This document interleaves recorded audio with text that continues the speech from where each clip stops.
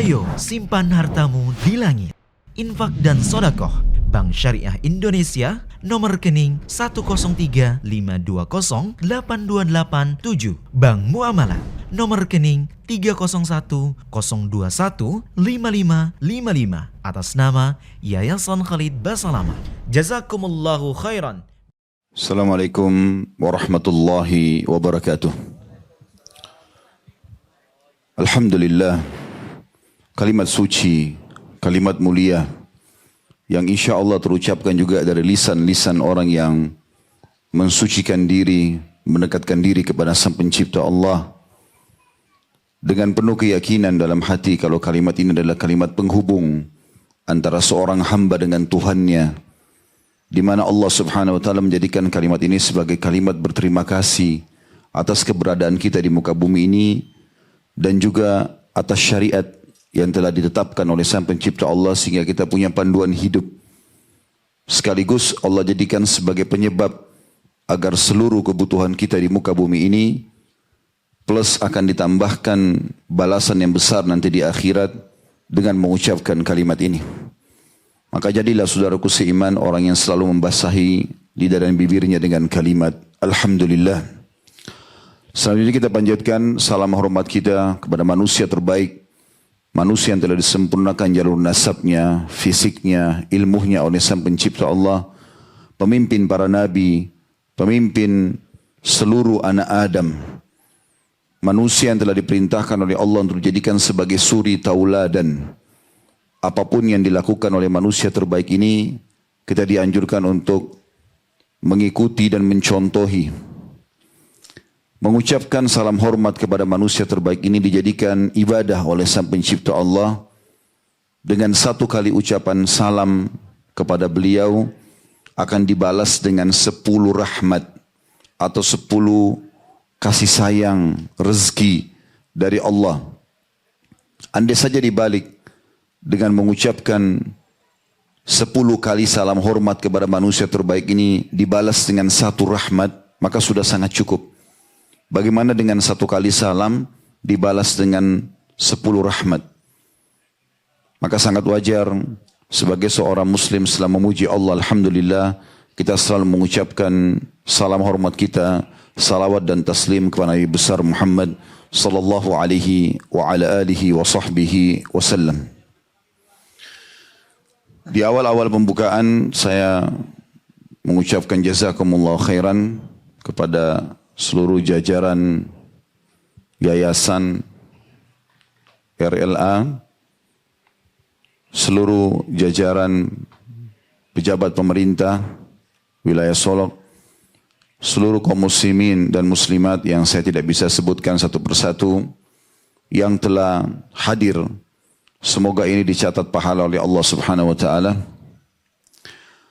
Dan saya di sini berbicara sama sekali bukan karena saya lebih tahu daripada Bapak Ibu sekalian. Tapi kita menjalankan firman Allah Subhanahu wa taala, "Fadzakir fa inna dzikra tanfa'ul mu'minin."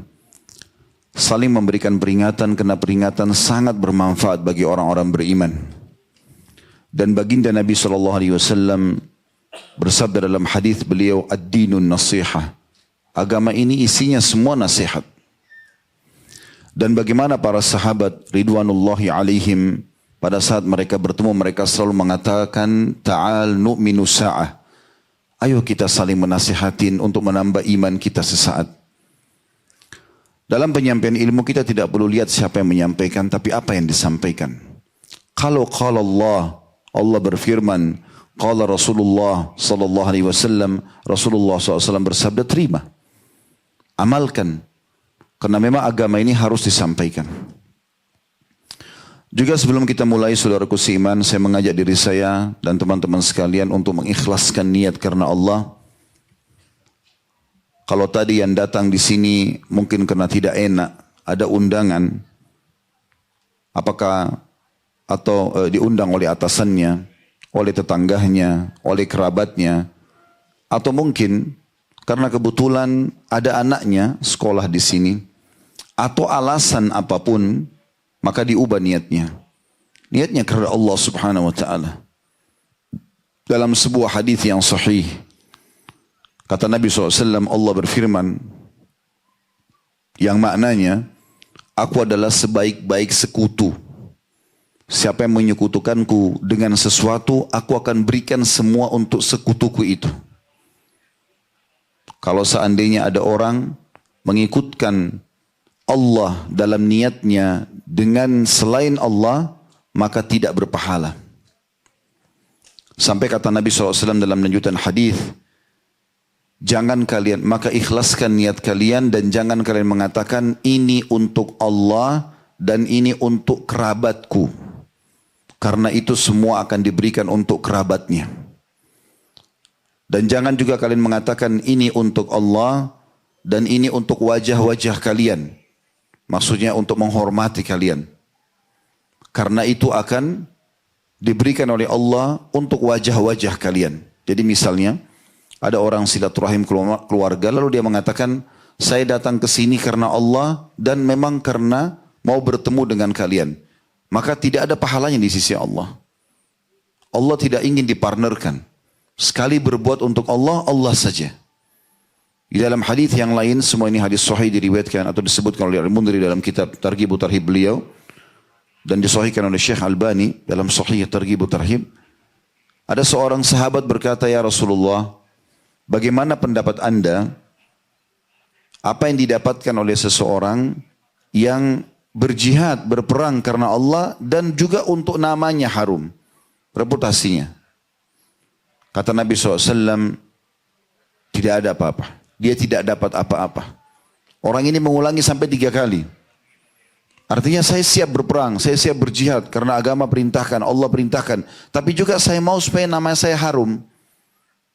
Maka Nabi SAW menjawab setelah 3 kali mengatakan tidak ada. Beliau mengatakan sesungguhnya Allah tidak akan menerima amalan kecuali yang ikhlas berharap pahala dari dia. Jadi kita butuh keikhlasan teman-teman dalam amal kita. Dan ini memang amal yang luar biasa nih, tulus kalau bahasa kita. Selalu kerjakan karena Allah. Seorang suami baik pada istrinya bukan karena istrinya tapi karena Allah yang perintahkan. Istri baik pada suaminya, patuh juga karena Allah. Guru mengajar pada muridnya juga karena Allah. Murid ya, menghormati gurunya juga karena Allah.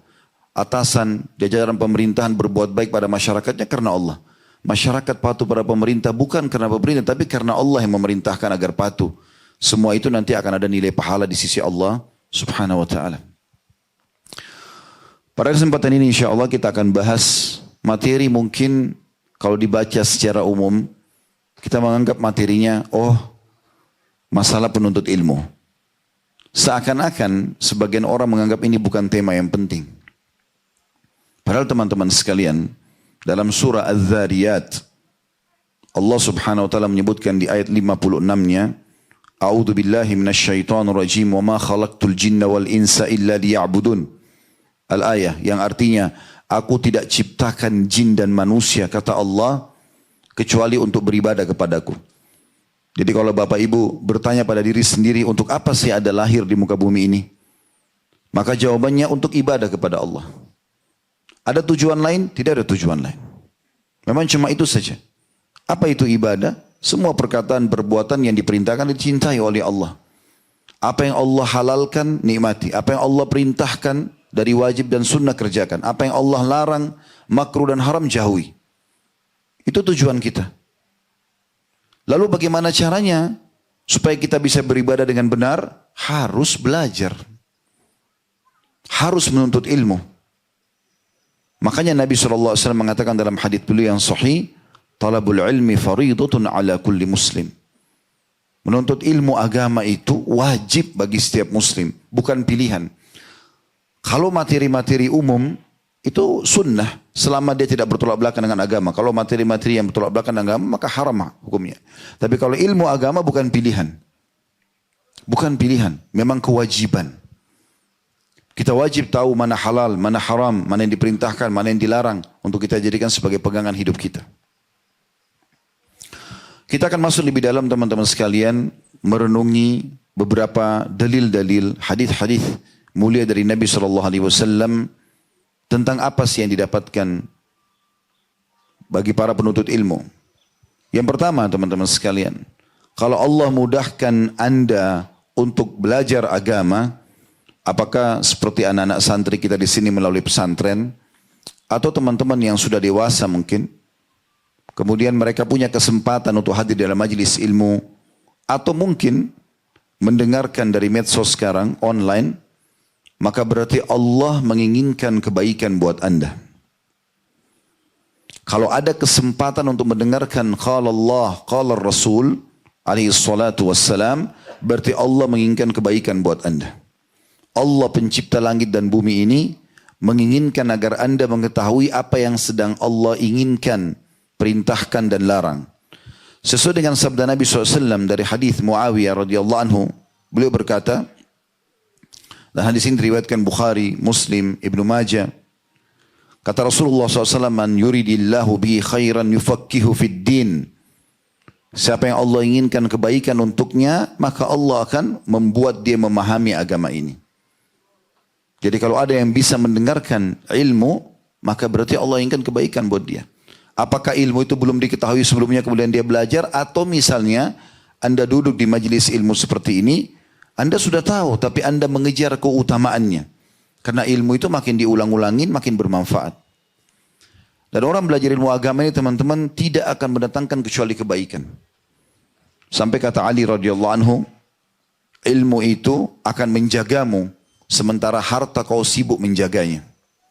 Ilmu ini kalau kita pelajari dan makin dalam kita kuasai ilmu agama, maka kita makin terkontrol. Kalau bahasa saya ilmu agama ini seperti bodyguard buat kita. Makin banyak kita ketahui, maka makin menjaga kita. Setiap mau makan, mau minum, mau berinteraksi, mau berbuat apa saja, maka ilmu agama akan mengingatkan, itu boleh atau itu tidak boleh. Kita terpandu. Dan tidak ada batas dalam belajar. Andai saja kita belajar 1 kali di majelis ilmu, kepala kita menjadi lebih besar 2 kali lipat. 3 kali kita belajar maka 3 kali lipat. Mungkin sulit orang untuk belajar. Kita belajar dari mulai kita bisa mengucapkan kata-kata di umur 3 tahun, 4 tahun diajarkan orang tua kita, sampai kita meninggal pun, maka tidak akan pernah mengganggu memori di otak kita. Bisa menampung berapa banyak pun kita belajar. Di dalam riwayat yang lain, Nabi SAW menggambarkan kepada kita, kalau ilmu itu harus dengan belajar. Tidak mungkin tiba-tiba orang lahir sudah tahu. Berarti butuh untuk menuntut ilmu.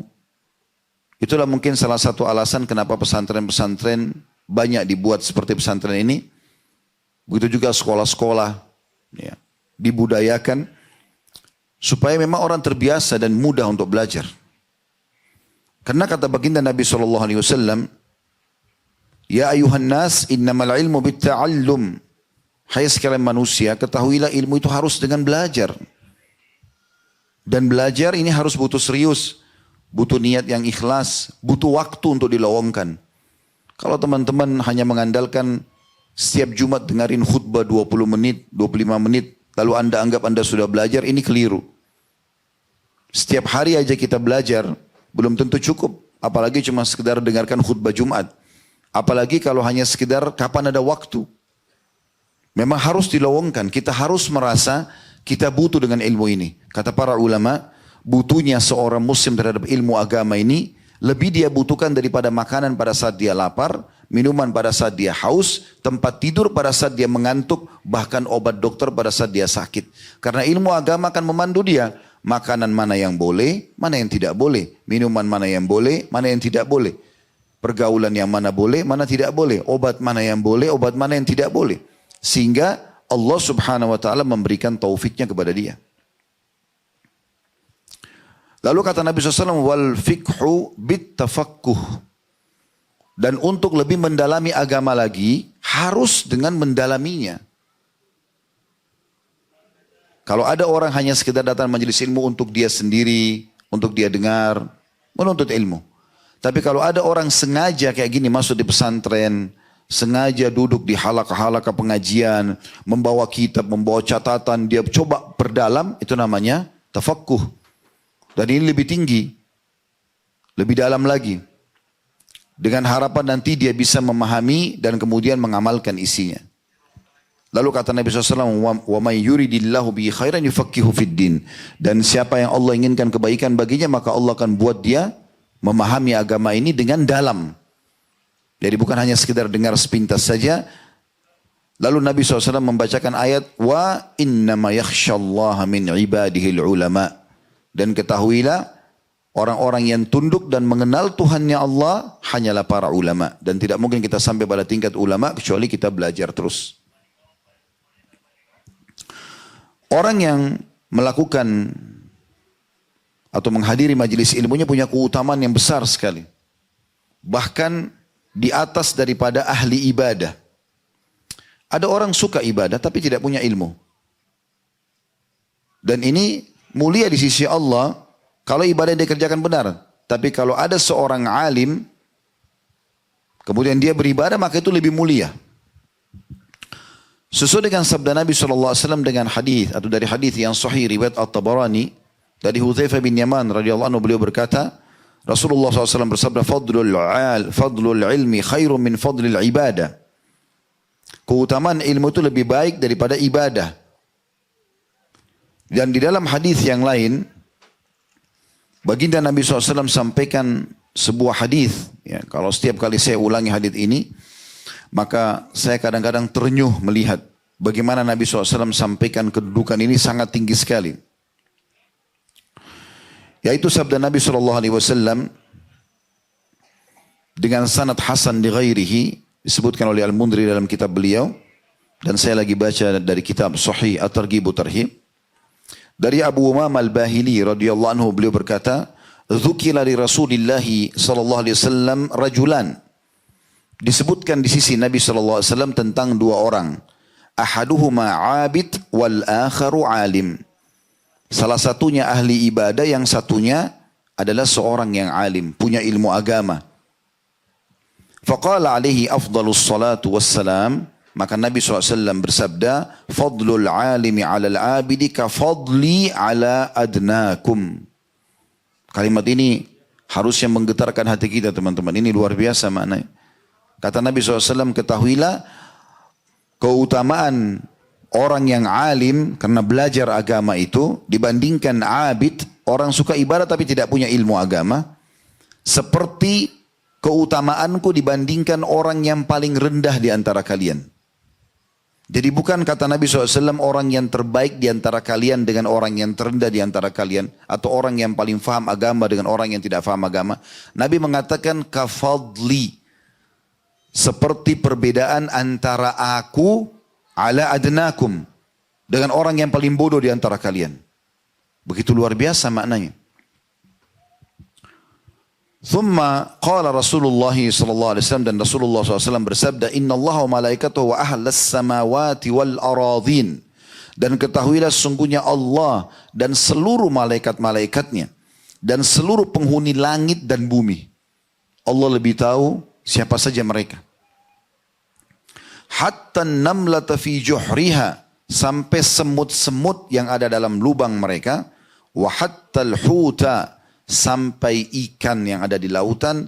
La yusalluna ala muallimin nasil khair, akan mengucapkan atau bersalawat kepada orang yang mengajarkan kebaikan kepada manusia. Kalau Allah memberikan dia rahmatnya, memenuhi kebutuhannya, memaafkan kesalahannya, meninggikan derajatnya.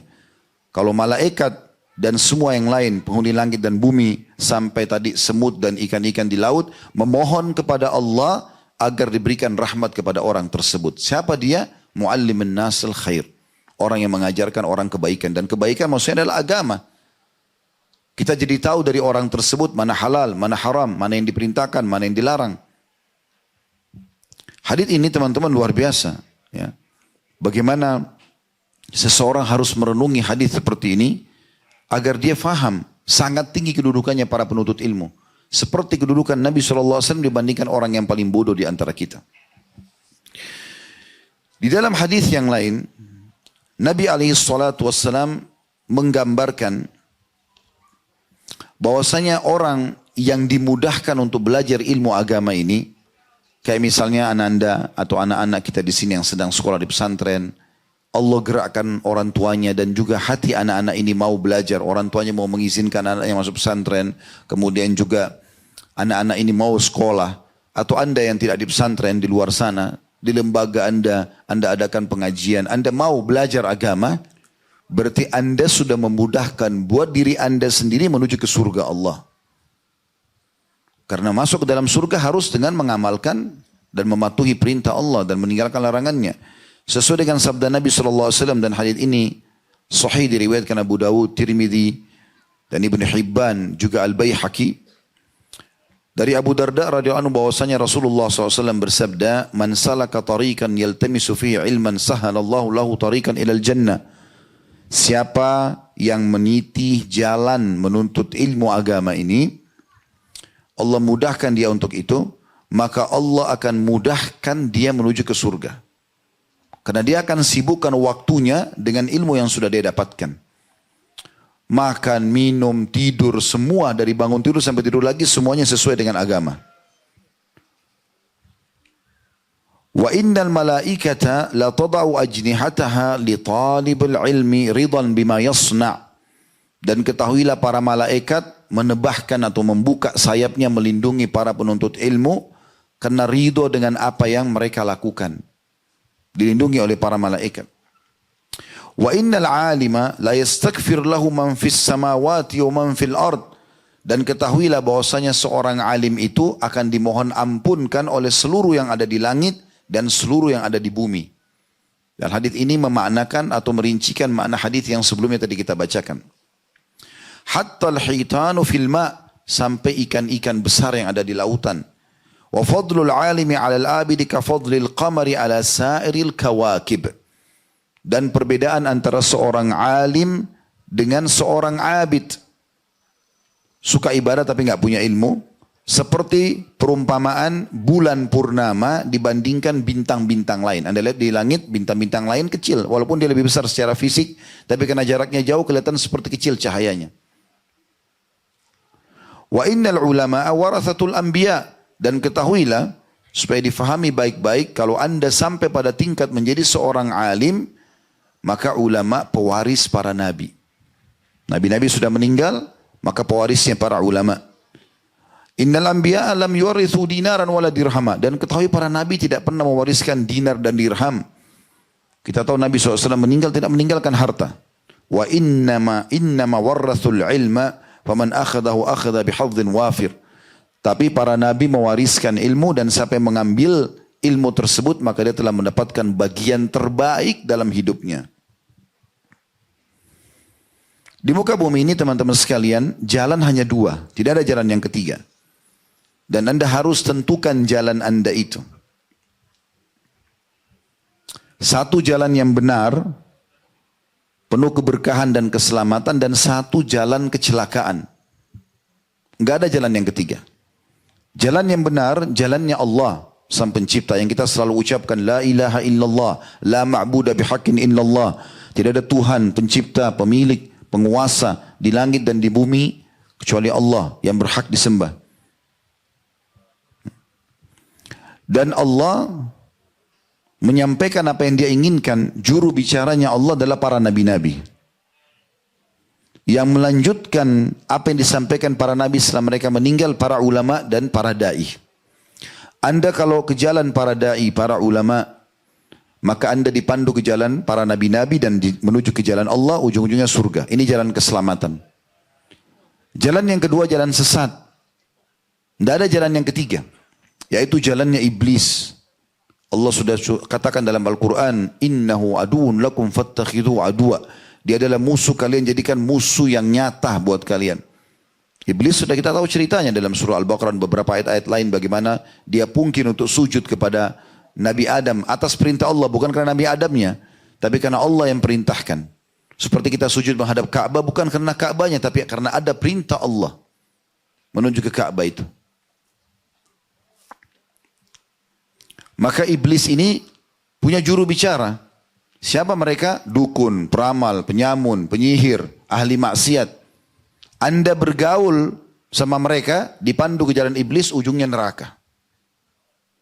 Tidak ada jalan yang ketiga. Dan saran kami teman-teman sekalian, kalau mau menjadi seorang muslim, orang yang beriman kepada Allah, jangan setengah-setengah. Banyak orang di negara kita ini masih warna-warni. Namanya nama muslim, tapi kita tidak temukan ada Islam dalam dirinya. Karena tidak menuntut ilmu. Dia tidak dalamin, sayang sekali.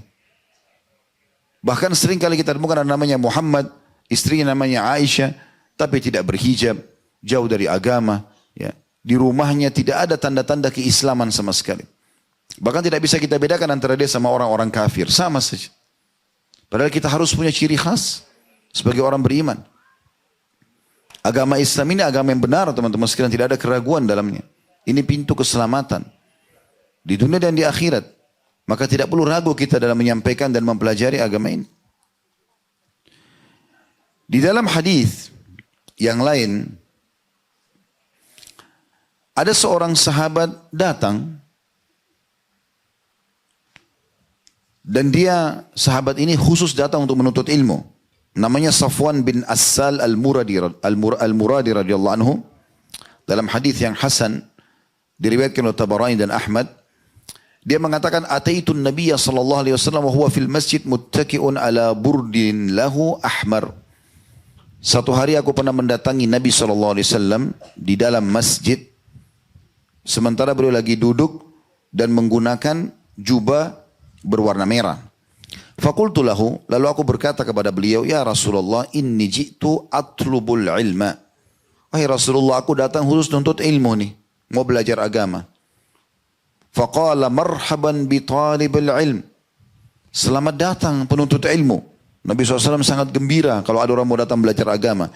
Inna talibal ilmi tahuffuhul malaikatu. Dalam kurung, wa tudhilluhu. Sesungguhnya ketahuilah semua penuntut ilmu itu dilindungi oleh para malaikat. Bi ajnihatiha, dengan sayap-sayapnya.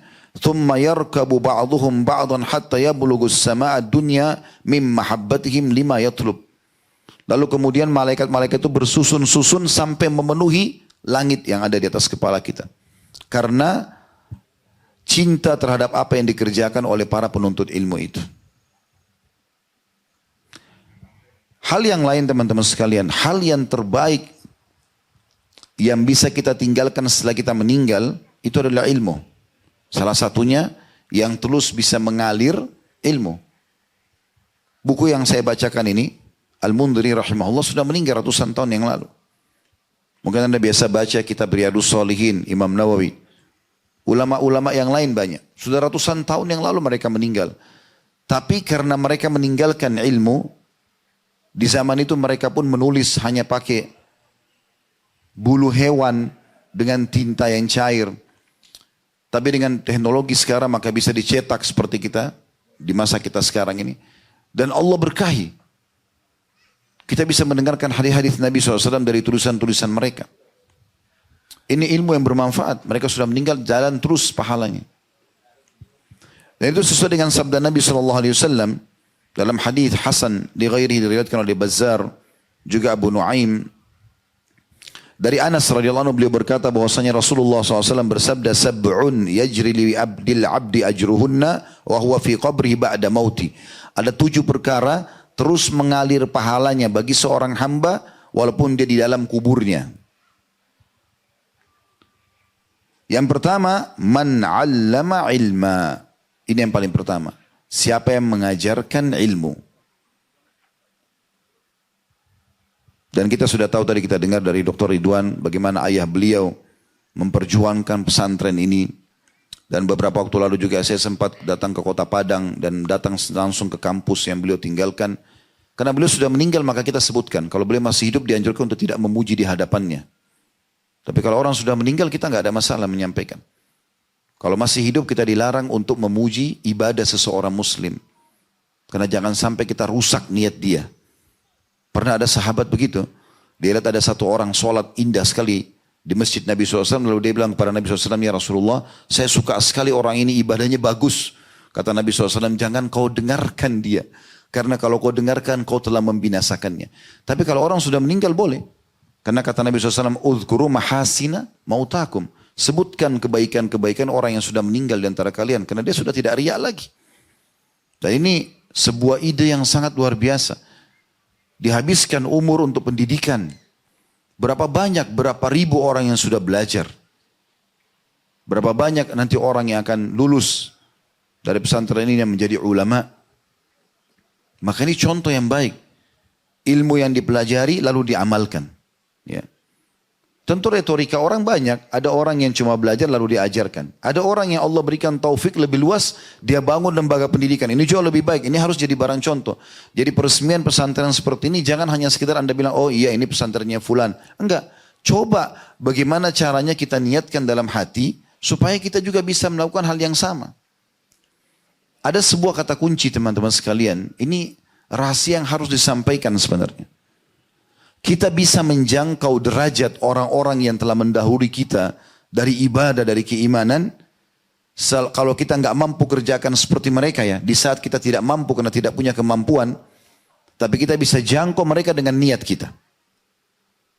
Kita bisa jangkau dengan niat kita. Kata Nabi SAW, dunia ini ada 4 orang. Yang pertama yang Allah karunia ilmu dan harta. Lalu dia menghabiskan keduanya di jalan Allah. Dia sudah kaya, dia pintar agama. Lalu dia mengajarkan ilmunya dan dia bersedekah. Ini kata Nabi SAW, bi afdhalil manazil. Ini yang paling tinggi kedudukannya. Datang orang kedua, seorang hamba yang Allah karuniahi harta tanpa ilmu. Dia kaya tapi yang dikaruniai ilmu tanpa harta. Pintar tapi enggak ada kekayaannya. Kata Nabi SAW, lalu dia berkata, kalau seandainya ya Allah engkau berikan aku seperti engkau berikan kepada orang ini. Dan dia sadikun niyah. Dia tulus ikhlas memang mengucapkan itu. Fahuma fi ajri sawa. Maka mereka sama pahalanya. Mungkin kita tidak mampu mengikuti Pak Herman rahimahullah. Harus punya tanah seluas ini. Punya bangunan semewah ini misalnya. Mungkin orang tidak mampu. Tidak semua orang mampu. Tapi Anda masih bisa menjangkau derajat itu dengan niat yang tulus Anda. Anda mengatakan kalau seandainya ya Allah engkau berikan aku seperti engkau berikan kepada orang ini. Maka aku akan buat yang sama. Nabi SAW menjamin maka mereka sama pahalanya. Kalau di musim haji sering lihat ada mobil-mobil bus jemaah haji pergi berangkat. Jangan cuma bilang oh jemaah haji ya. Di saat itu mungkin Anda tidak punya kemampuan secara finansial. Atau mungkin Anda belum punya kelowongan waktu. Karena terikat dengan akad kerja misalnya. Belum bisa. Tapi Anda tulus antara Anda sama Allah. Jangan dengarkan orang lain. Ya Allah, kalau engkau berikan aku kesempatan seperti dia, aku akan buat yang sama. Dan memang Anda jujur. Kalau Allah berikan kesempatan, Anda akan lakukan. Maka Anda akan sama pahalanya. Ini yang kita ambil pelajaran. Ini yang kita ambil pelajarannya. Ya. Lalu kata Nabi SAW dari 7 itu yang kedua setelah ilmu disebarkan. Au kara nahran.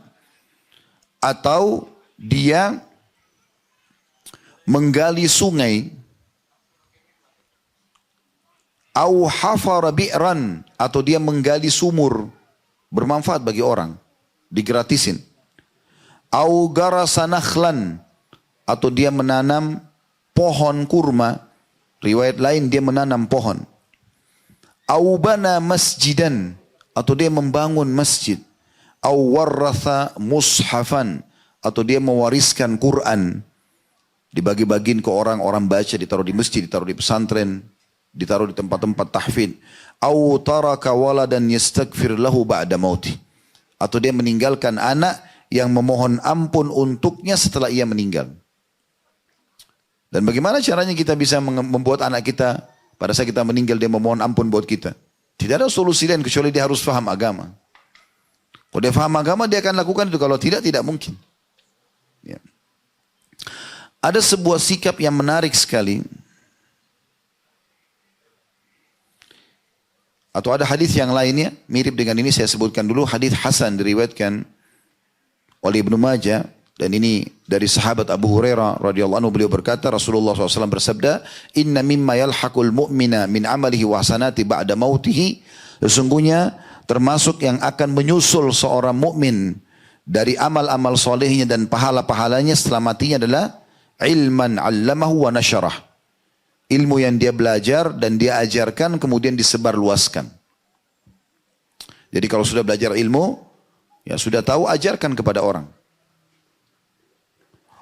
Wa waladan salihan tarakahu, atau anak soleh yang dia tinggalkan.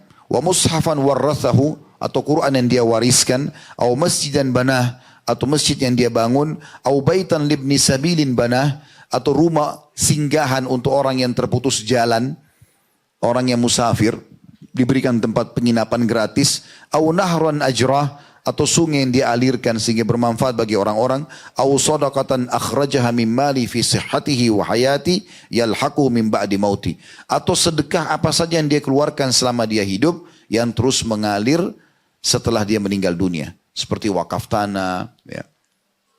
Misal contoh, siapapun teman-teman sekalian yang mengajarkan ilmu ini, walaupun cuma sebuah hadis, walaupun ibadah sunnah, maka akan menjadi amal buat dia.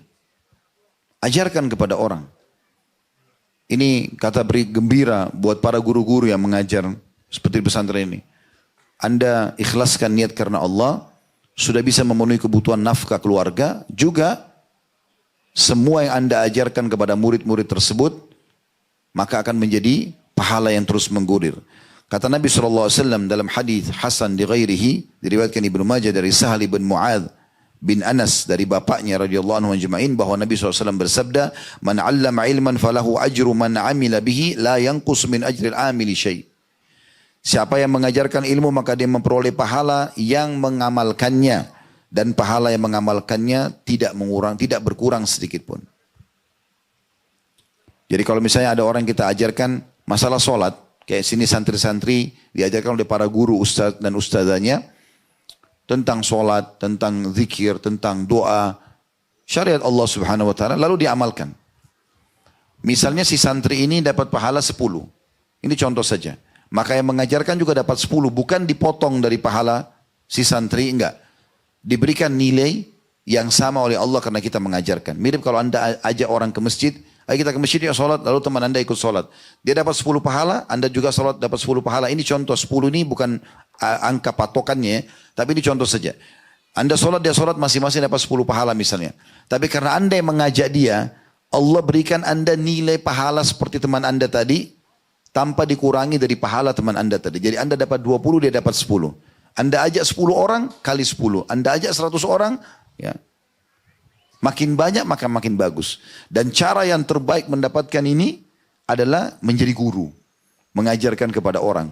Karena dia ajarkan ke 100 murid, muridnya nanti masing-masing lagi satu orang punya 100 murid, ribuan. Terus begitu akan menjadi pahala yang bergulir. Ada sebuah nasihat Abu Hurairah yang menarik teman-teman sekalian. Ini sekaligus mengingatkan kepada kita yang melalaikan majelis ilmu. Melalaikan menuntut ilmu agama. Sibuk dengan dunia. Padahal sebenarnya kita boleh bekerja, cari rezeki, iya, gak ada masalah. Tapi jangan lupakan ilmu. Bahkan buat simbol dalam hidup kita, tidak ada hari tanpa ilmu. Sebuah kejadian yang pernah terjadi dalam sebuah riwayat Hasan, mauquf, maksudnya sampai ke sahabat Nabi saja, diriwayatkan Tabarani dalam Mu'jamul Awsat,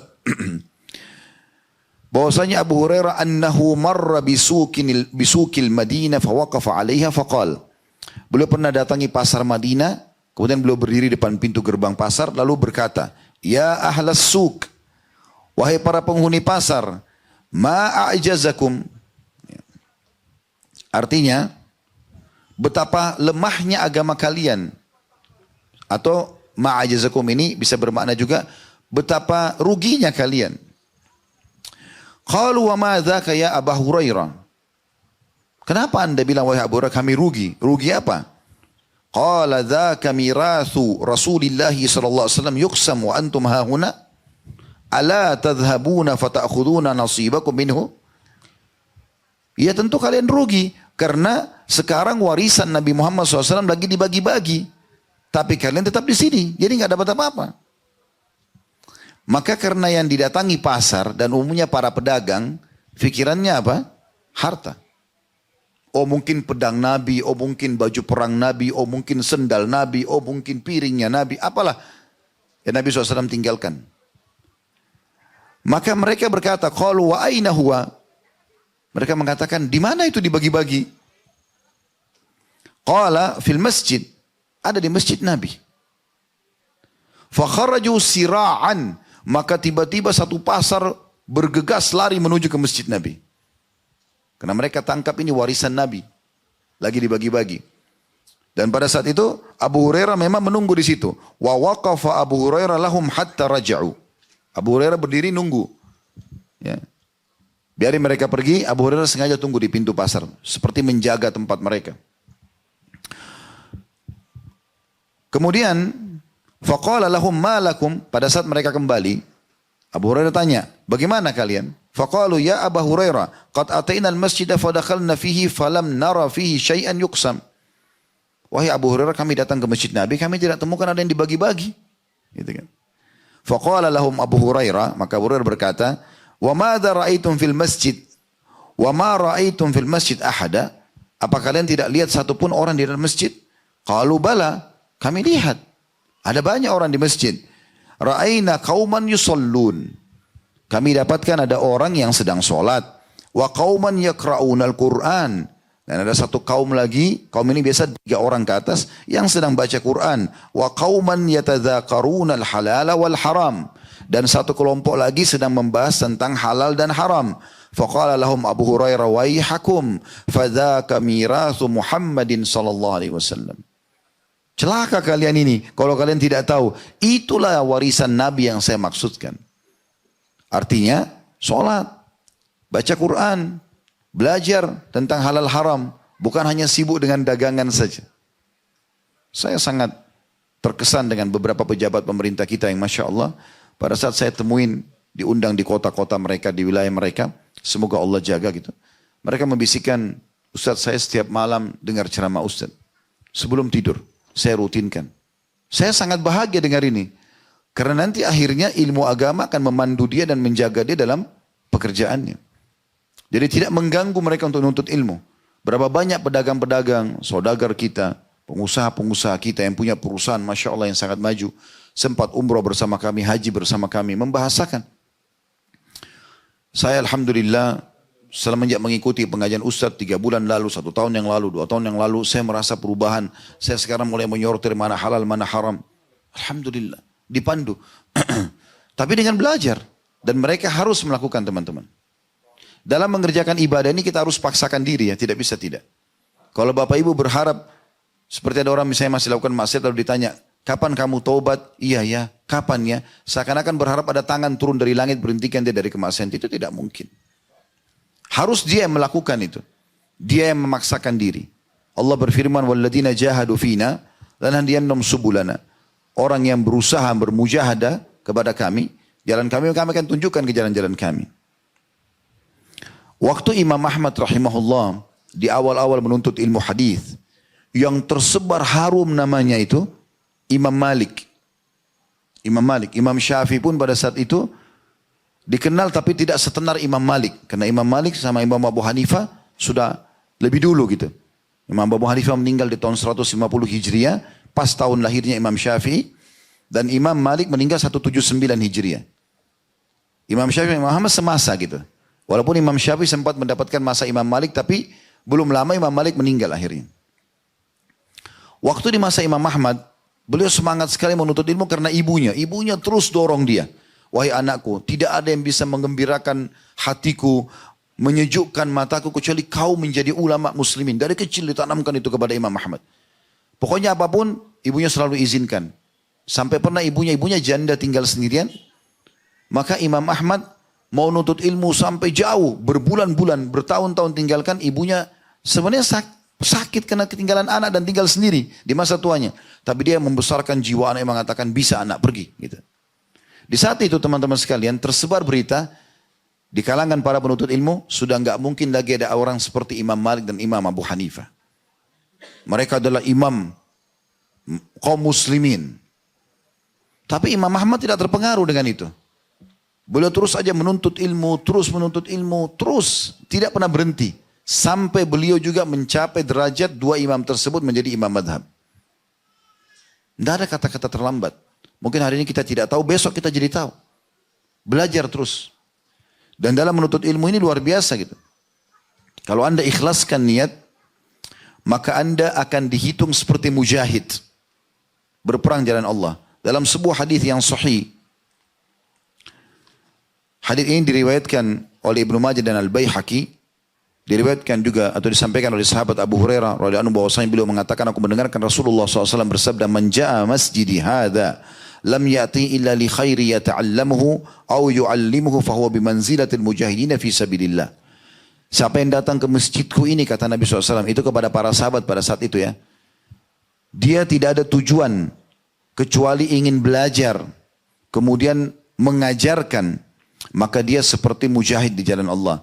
Wa man ja'a li ghairi dzalika fa huwa bi manzilatir rajuli yanzuru ila mata'i ghairihi. Dan siapa yang datang selain daripada itu, maka dia hanya seperti melihat saja ya.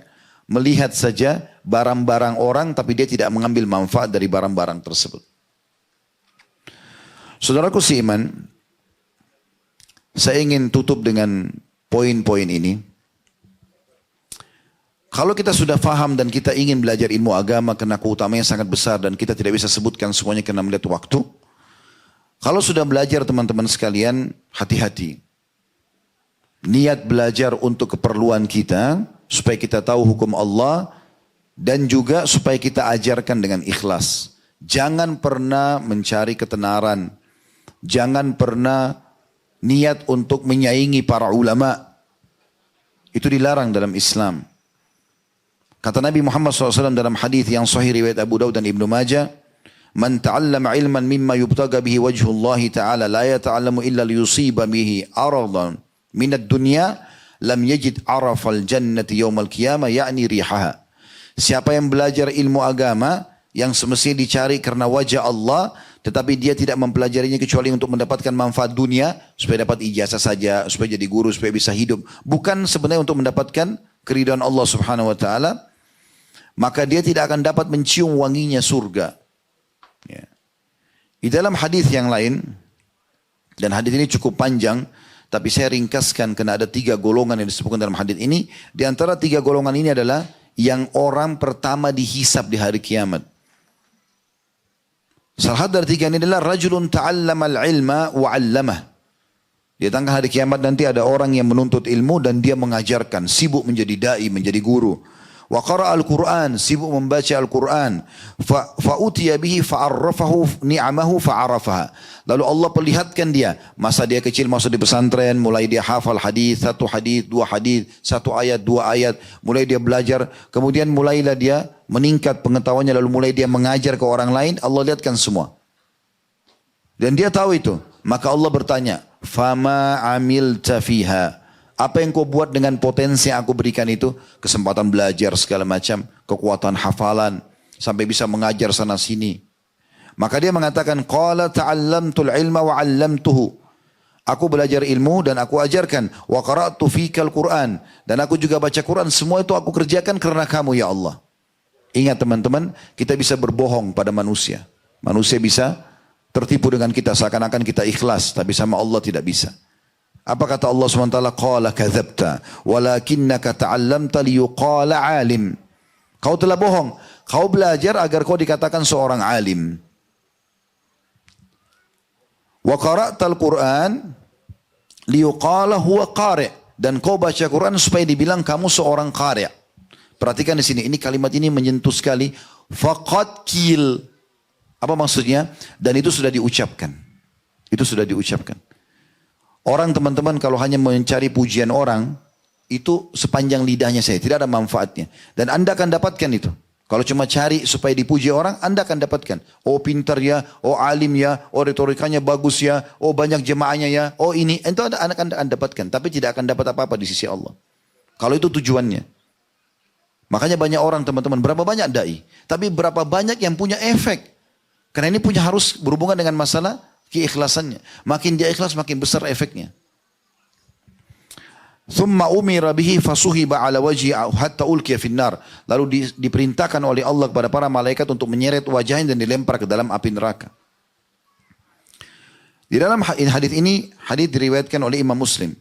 Hadis yang lain dari Ka'ab bin Malik radhiyallahu anhu, beliau berkata bahwasanya aku mendengarkan Rasulullah SAW bersabda, "Man talabal ilmu liyujariya bihi ulama au yumariya bihi sufaha au yasrifa bihi wujuhan nasi ilai adkhalahu Allahun nar.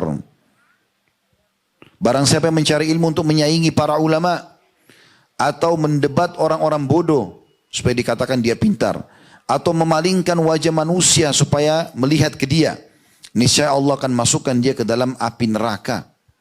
Jadi nggak bisa ini.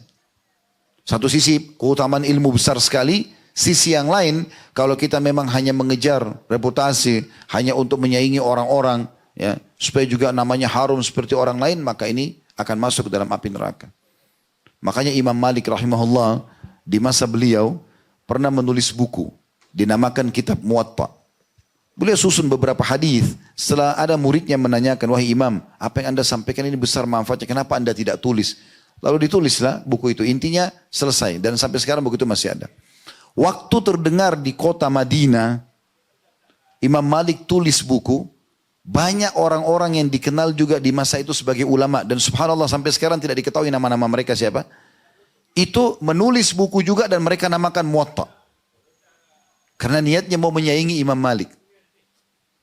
Maka ada satu murid Imam Malik melapor mengatakan, wahai Imam, para orang-orang yang selevel dengan anda ini, dai-dai dan ulama di masa anda ini, nulis juga buku dan mereka namakan juga Muwatta. Apa kata Imam Malik? Kalimat yang kekal ini. Sampai sekarang anda bisa dengarkan kalimat. Beliau mengatakan, maka nadillahi fahuwa baq.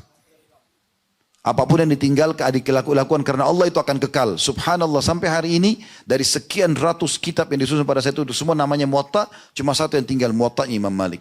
Karena keikhlasan dia. Bukan niatnya untuk bersaing. Bahkan banyak di antara kaum salafus salih, mereka tidak dikenal kalau mereka seorang alim.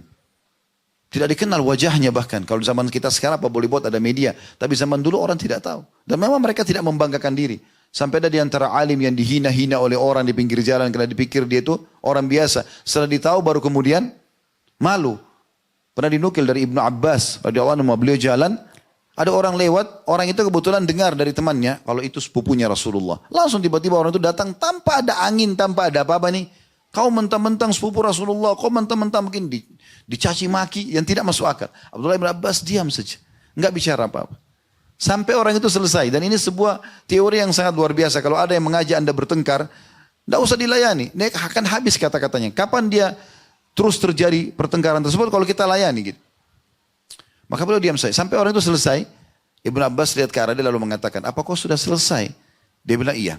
Kata Ibnu Abbas radhiyallahu anhuma, ya, ini ada jubah saya baru beli.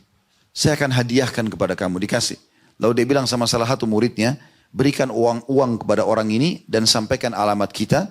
Kalau dia butuh apa-apa silakan suruh dia datang. Akhirnya orang itu malu menjadi murid dia.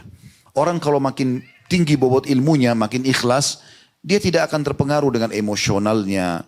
Dia akan berjalan dengan tahu ini semua pahala. Karena semua pun teman-teman yang terjadi, apapun orang sengaja mencaci maki kita atau itu semua dengan hikmah Allah terjadi. Bisa Allah jadikan sebagai pembersih dosa-dosa kita atau sebaliknya. Ya, Allah memang mencatatkan sebagai pahala buat kita. Kita tutup teman-teman sekalian dengan hadis Nabi alaihi salatu wassalam. Dan ini hadis sahih di ghairihi. Hadis ini diriwayatkan oleh Imam Ahmad Al-Bazzar. Dari Abu Umamah radhiyallahu anhu beliau berkata, aku mendengarkan Rasulullah SAW bersabda, arba'un tajri alaihim ujuruhum ba'dal maut. Ada 3 orang yang terus mengalir pahalanya setelah meninggal. Yang pertama, rajulun mata murabitan fi sabilillah. Yang pertama adalah orang yang mati dalam kondisi dia berjaga di perbatasan antara muslimin sama orang-orang non-muslim. Kalau dia meninggal, ya, maka pahalanya terus jalan. Apa yang dia kerjakan selama dia hidup, Allah tetap ngulirkan pahalanya. Sholatnya, puasanya, dan seterusnya. Yang kedua, warajulun allama ilman, fa'ajruhu yajri alaihi ma'umila bihi. Seseorang yang mengajarkan ilmu, kemudian pahalanya akan terus bergulir selama ilmu itu diamalkan. Ini saksi bahasan kita. Yang ketiga, warajulun ajra sadaqatan fa'ajruha lahu ma jarat. Yang ketiga, orang yang bersedekah, yang akhirnya bermanfaat terus sedekah itu, seperti wakaf tanah, pesantren, masjid, dan segala macam, yang terus digunakan dan pahalanya berjalir buat dia. Yang terakhir, yang ketiga, yang keempat, warajulun taraka waladan salihan yad'ulah. Seseorang meninggalkan anak yang saleh yang terus mendoakan dia. Dan ini tidak mungkin kecuali dengan dengan ilmu, dengan belajar, ya, dengan belajar. Juga saya ingin tambahkan teman-teman sekalian, kalau belajar ilmu selain ikhlas, ini sebagai penutup insyaallah, jauhi kemaksiatan kepada Allah Subhanahu wa taala. Karena tidak bisa bertemu antara dua hal ini. Kapan Anda buka pintu kemaksiatan kepada Allah, dosa-dosa, maka ini bisa mengganggu. Tidak bisa ketemu seperti minyak sama air. Yang masyhur adalah kisah Imam Syafi'i rahimahullah. Ini rumah Imam Syafi'i, kita ibaratkan begitu, ini cuma ibarat saja. Ini rumah gurunya bernama Imam Waqi'. Setiap hari Imam Syafi'i selalu datang jalan dari rumahnya ke rumah Imam Waqi'. Di antaranya ada pasar. Dia pergi ke rumah Imam Waqi', setiap kali dikasih tugas sama Imam Waqi' untuk hafal, Imam Syafi'i selalu lupa. Maka beliau ceritakan, tapi dalam bentuk syair. Beliau mengatakan, syaqautu ila Waqi'i su'a hifdhi. Aku mengeluhkan kepada guruku Waqi' tentang buruknya hafalanku. Karena setiap dikasih hafalan selalu lupa. Fa'arsyadani ila tarkil ma'asi. Maka aku diperintahkan oleh Imam Waqi', guruku, untuk meninggalkan dosa. Wa akhbarani bi anna ilma nurun, dan memberitahukan kepadaku bahwasanya ilmu itu adalah cahaya, wa nurullahi la yu'ta li asi, dan cahaya Allah tidak akan diberikan kepada ahli maksiat. Sekecil apapun dosa sudah cukup membuat hafalan kita berkurang. Ya, ilmu itu kita bisa lupa, kita jadi malas mengamalkan sedikit pun dosa itu. Imam Syafi'i rahimahullah mengubah posisi jalan, beliau terus muhasabah, ini ada masalah apa nih? Ternyata karena dia jalan dari depan pasar ini, di pasar ini ada transaksi ribawi, ada segala macam. Lewat itu aja sudah mengganggu dia. Akhirnya beliau ubah, lewat dari belakang pasar. Kata Imam Syafi'i, setelah saya amalkan wasiatnya Imam Waqi', maka kalau saya sedang baca kitab, buku, saya tutup sebelahnya. Karena kalau saya buka, saya langsung hafal semua. Tidak bisa ketemu ilmu agama ini dengan maksiat. Mungkin di sini di pesantren, para santri dan santriwati tahu dipisahkan misalnya. Guru, ustadz dan ustadzah dipisahkan. Memang itu salah satu hal yang diperintahkan dalam agama. Mungkin bagi orang yang belum terbiasa kaget. Tapi begitu perintah Nabi SAW. Kita bukan mengatakan tidak boleh interaksi. Karena di pasar kita interaksi. Tapi di saat hal-hal yang tidak dibutuhkan, maka dijaga jarak. Memang seperti itu. Maka ini bagian daripada hal yang harus diperhatikan. Allahu alam. Saya cukupkan sampai sini teman-teman sekalian. Dan mohon dimaafkan kalau ada sesuatu yang kurang dari penyampaian kami ataupun yang salah. Tapi inilah yang Allah titipkan kepada kami sebagian dari ilmu yang bisa kami bacakan. Semoga kami termasuk orang yang pertama mengamalkan, bukan cuma mengucapkan saja. Dan juga memudahkan Bapak Ibu sekalian juga untuk beramal, berilmu. Dan juga semoga Allah menyatukan kita semua di surga Firdausnya tanpa hisab. Sebagaimana Allah satukan kita dalam majlis ilmu yang mulia ini.